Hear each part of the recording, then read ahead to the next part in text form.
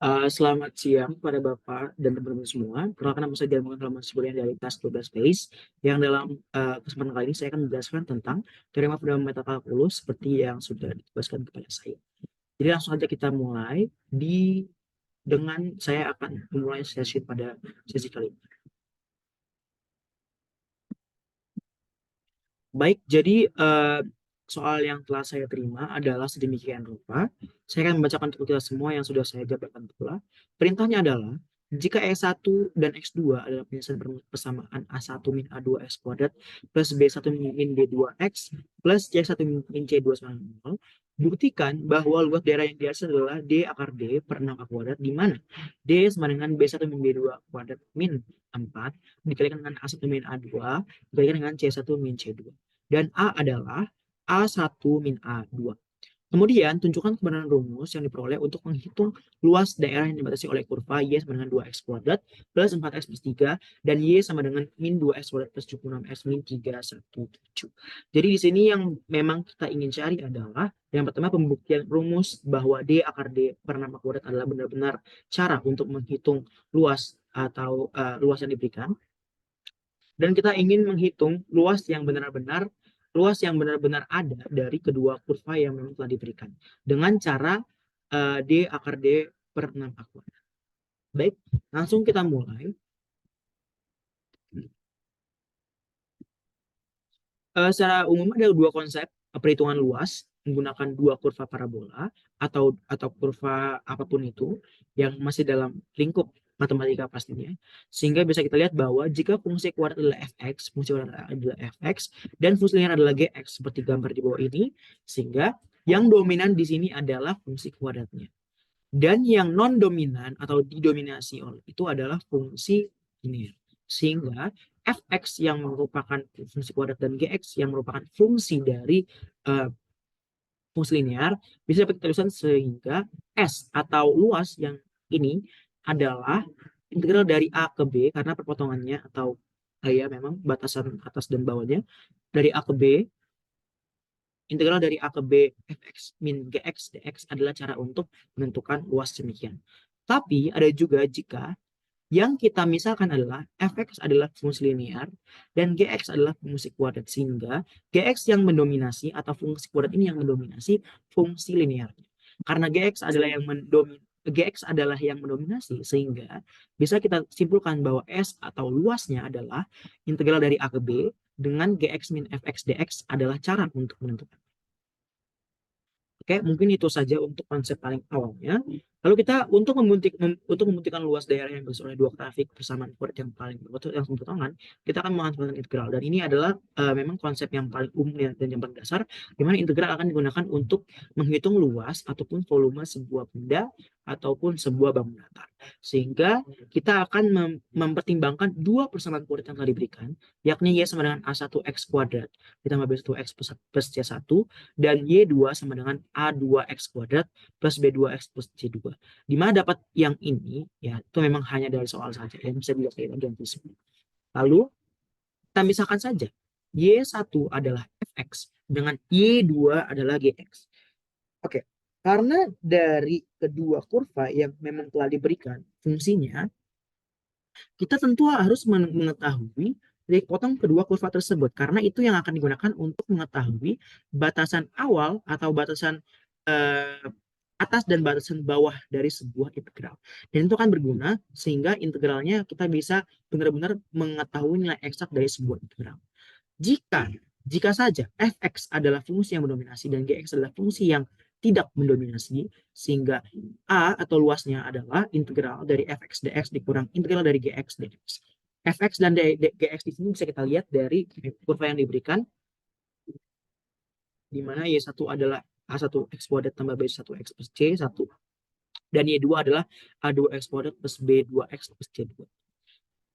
Oke, lalu karena dalam konsep yang A sama dengan integral dari fx dx min gx dx itu hanya dalam integral tak tentu, untuk mengetahui nilai eksak kita harus mengetahui titik potong ataupun batasan atas dan batasan bawahnya dari sebuah integral. Sehingga yang bisa kita cari adalah nilai dari titik potong kedua kurva tersebut.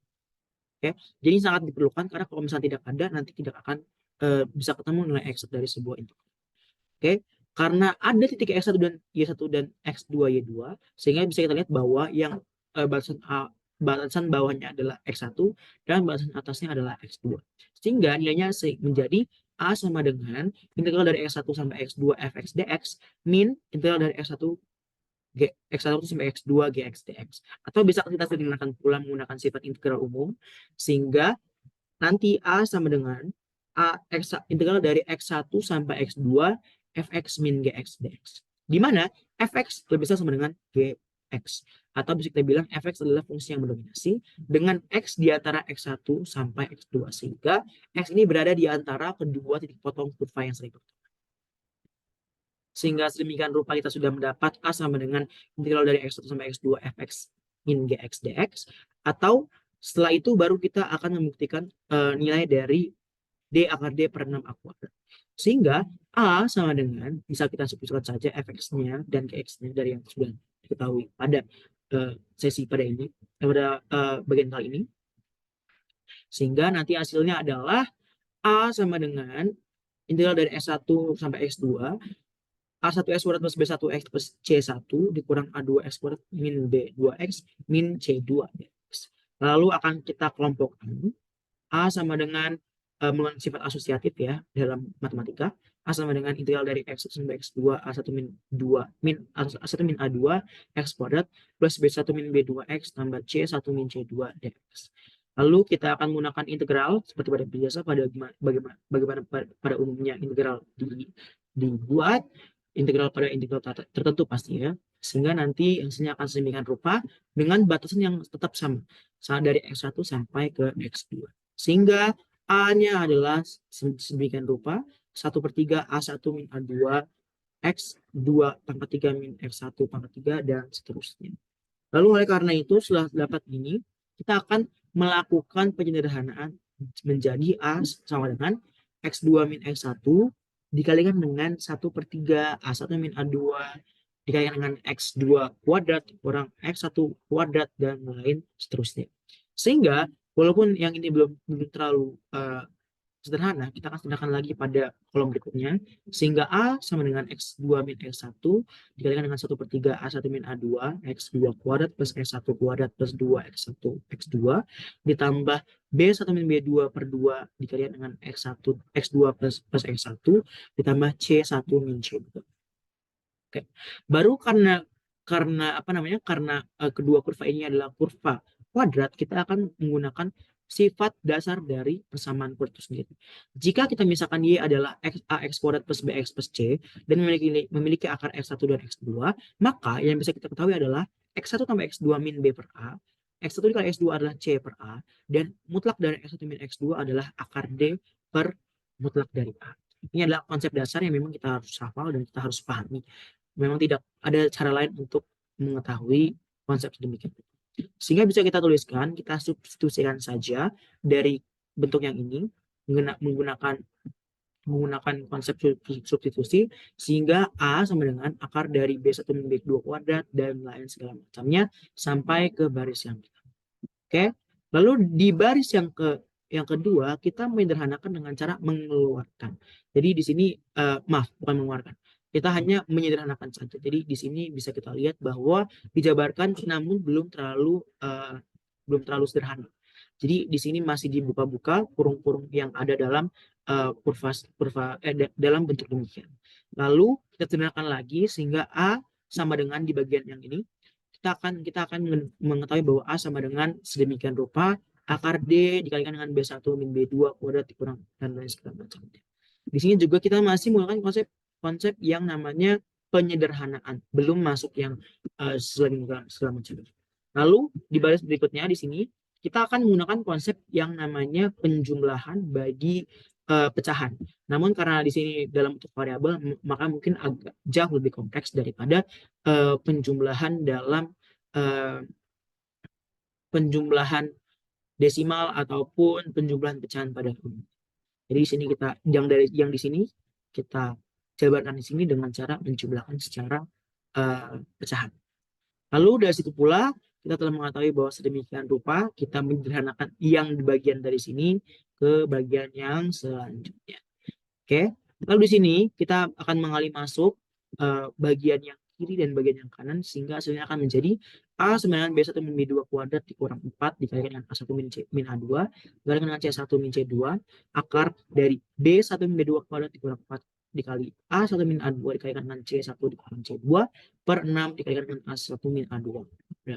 Sehingga karena kita di atas dari yang pada sudah mengetahui bahwa D sama dengan B1 min B2 kuadrat kurang 4 dikalikan dengan A1 min A2 dikalikan dengan C1 min C2 dan A ada sendiri adalah A1 min A2, maka kita substitusikan saja D dan A ke persamaan yang paling sederhana ini sehingga bisa kita buktikan bahwa A sebenarnya dan memang terbukti bahwa A adalah D akar D per 6. Lalu karena kita sudah mengetahui bahwa memang ini adalah bentuk akhir dan secara terbukti bahwa ini adalah absah, rumus yang ini, sehingga bisa kita pakai untuk mengerjakan permasalahan yang telah diberikan. Karena kita diberikan bahwa ada dua kurva, Y sama dengan min 2x kuadrat plus 76x min 317, dan Y sama dengan 2x kuadrat plus 4x plus 3, maka kita bisa memisahkan. Bisa kita misalkan saja bahwa Fx adalah min 2x kuadrat plus 76x min 317, dan Gx adalah 2x kuadrat plus 4x plus 3. Lalu dari situ kita akan memperoleh informasi bahwa A1, A2, B1, B2, dan C1, C2. Di mana dari ini koefisien dan konstanta dari Fx dan Gx. Karena contohnya misalkan A1, A adalah koefisien untuk X kuadrat sehingga min 2 dan 2 untuk A2. Lalu dan lain segala macamnya kita hanya perlu mencocokkan A, B, dan C dari memang persamaan umum dari fungsi kuadrat itu sendiri.